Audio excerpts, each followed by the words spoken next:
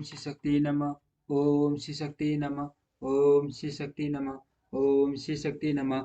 श्री शिव की आराधना के लिए पार्वती जी की दुष्कर तपस्या।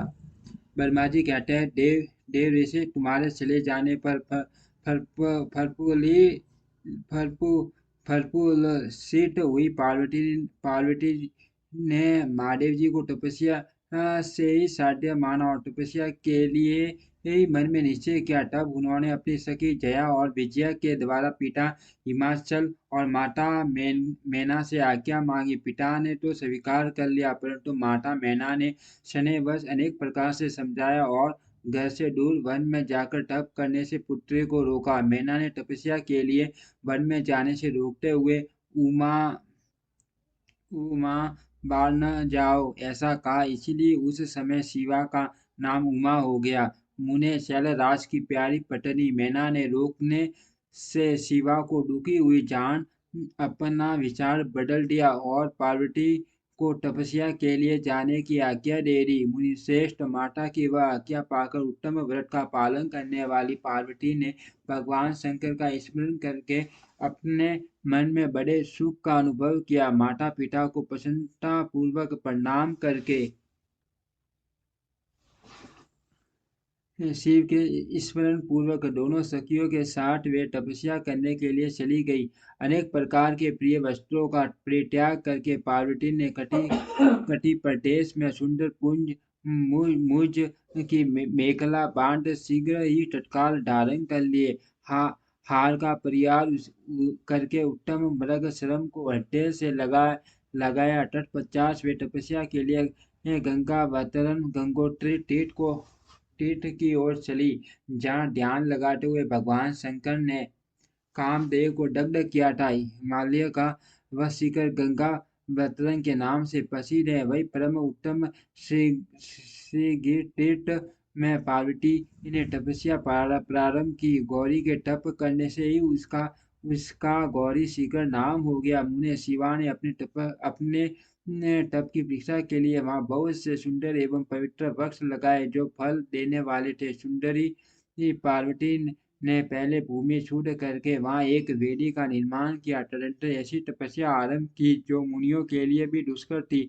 वे मन से संपूर्ण इंद्रियों को शीघ्र ही काबू में करके उस वेदी पर उस कोटि की तपस्या करने लगी। ग्रीष्म ऋतु में मैं अपने चारों ओर दिन रात आग जलाए रखकर वे बीच में बैठती और निरंतर पंचाक्षर मंत्र का जप करती रहती थी।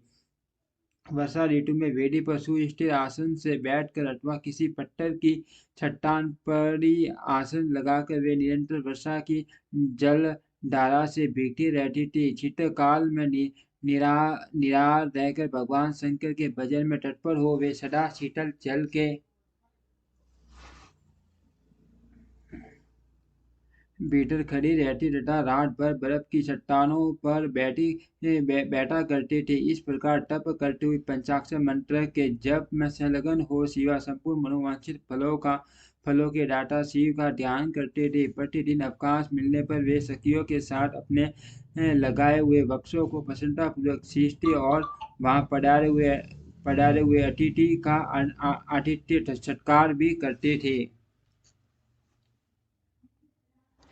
सूर्य शीत वाली पार्वती ने प्रचंड आंधी, कड़ाके की सर्दी, अनेक प्रकार की वर्षा तथा दूसरा धूप का भी सेवन किया। उनके ऊपर वहां नाना प्रकार के दुख आए, परंतु उन्होंने उन सबको कुछ नहीं गिना। मुने वे केवल शिव में मन लगाकर वहां सुस्थिर भाव से खड़ी या बैठी रहती थी। उनका पहला वर्ष फलाहार में बीता और दूसरा वर्ष उन्होंने केवल पत्ते चबाकर बिताया। इस तरह तपस्या करते हुई देवी पार्वती ने क्रमशः असंख्य वर्ष व्यतीत कर दिए। तदनंतर हिमवान की पुत्री शिवा देवी पत्ते खाना भी छोड़कर सबटा निराहार रहने लगी। तो भी तपस्या में उनका अनुराग बढ़ता ही गया। हिमाचल पुत्री शिवा ने भोजन के लिए पन का भी परित्याग कर दिया, इसीलिए देवताओं ने उनका नाम अपर्णा रख दिया। इसके बाद पार्वती भगवान शिव के स्मरण पूर्वक एक पैर से खड़ी हो पंचाक्षर मंत्र का जप करते हुए बड़ी भारी तपस्या करने लगी। उनके अंग, सिर और बल कल से ढके हुए थे। ढके थे। वे मस्तक पर जटाओं का समूह धारण किए रहती थी।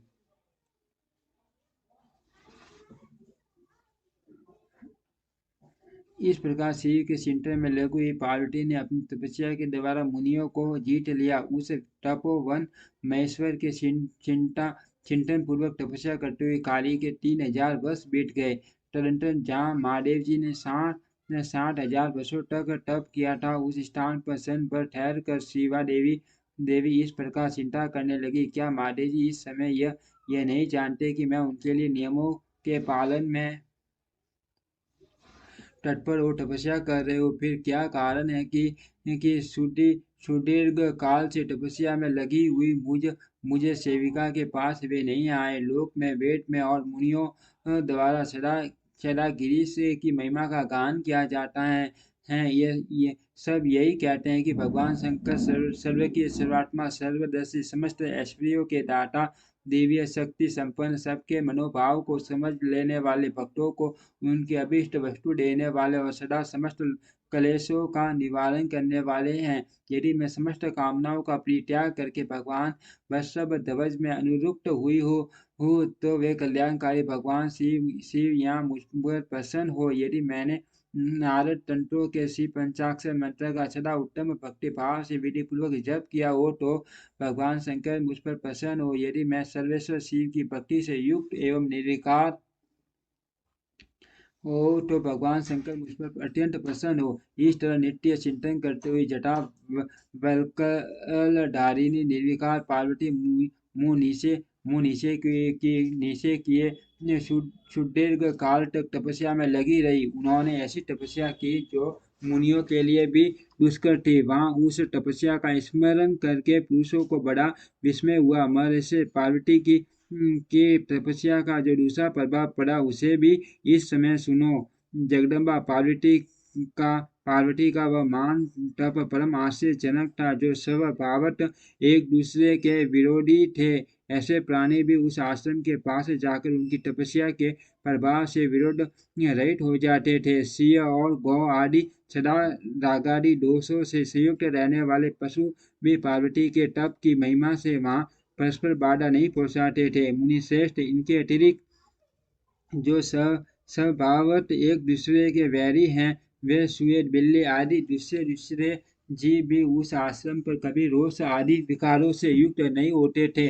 वहाँ के सभी वृक्षों में सदा फल लगे रहते थे। भांति भांति के तन और विचित्र पुष्प उस वन की शोभा बढ़ाते थे। वहाँ का सारा वन प्राट कैलाश के समान हो गया।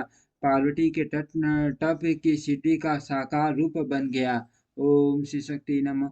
ओम श्री शक्ति नमः। ओम श्री शक्ति नमः।